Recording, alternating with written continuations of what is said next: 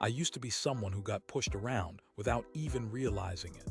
For years, I thought that being agreeable and easygoing meant I was strong. That standing firm might make me seem rude or difficult. But the truth is, that kind of mindset made me vulnerable to manipulation. I was like a leaf in the wind, easily swayed by others' opinions, guilt trips, or subtle pressures. Everything changed when I started paying attention to how the calmest, most self-respecting people around me behaved. I realized they weren't just lucky or naturally strong. They had quiet habits that protected them, habits that create an invisible shield against manipulation. If you want to build that calm power and unbreakable self-respect, stick with me, because these 7 quiet habits will transform how you relate to others and yourself. 1. They practice deep self-awareness without judgment. I remember when I used to react impulsively. Whenever I felt triggered, someone said something passive-aggressive or tried to guilt me into doing something I didn't want to. I didn't realize I was reacting to my own insecurities, not the actual situation. Everything changed when I started journaling every night, not to judge myself or analyze every little thing, but just to notice what feelings and thoughts were bubbling inside. It was uncomfortable at first, because I was forced to face parts of myself I'd ignored for years. But once I understood my emotional patterns, I gained clarity. I wasn't helpless anymore. I could catch myself before reacting. It's like turning on a light in a dark room. You see the obstacles before bumping into them. Try this for 1 week.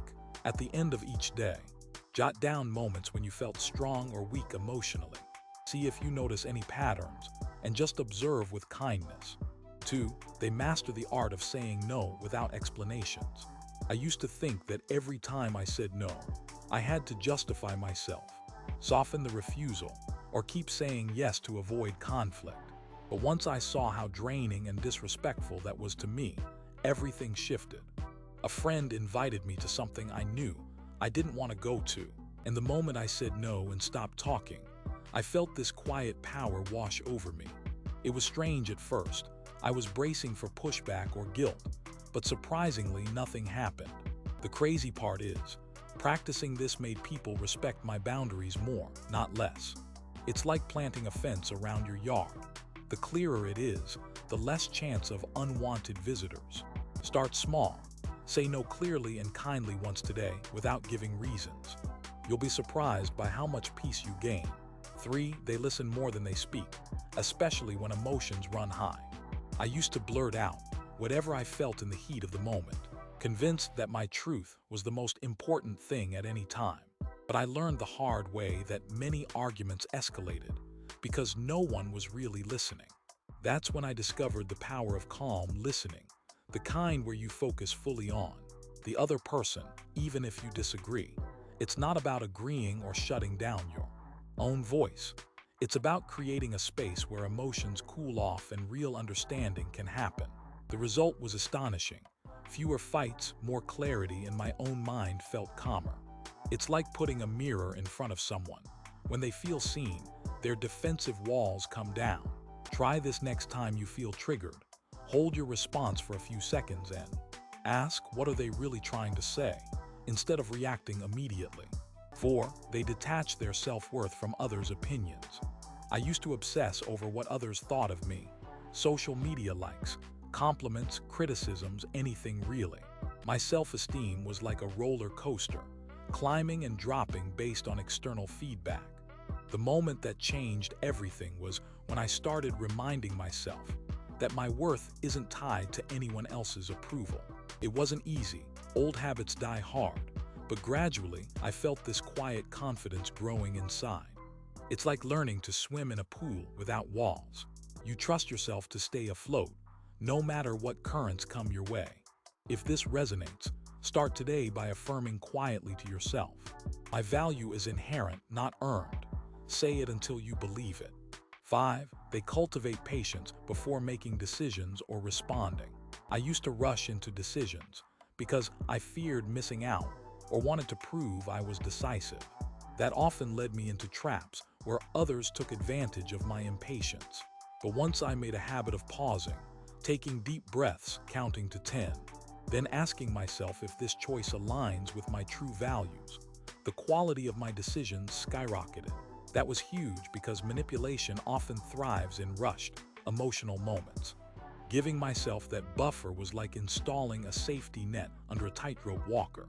It didn't stop me from moving forward, but it caught me from falling into bad choices.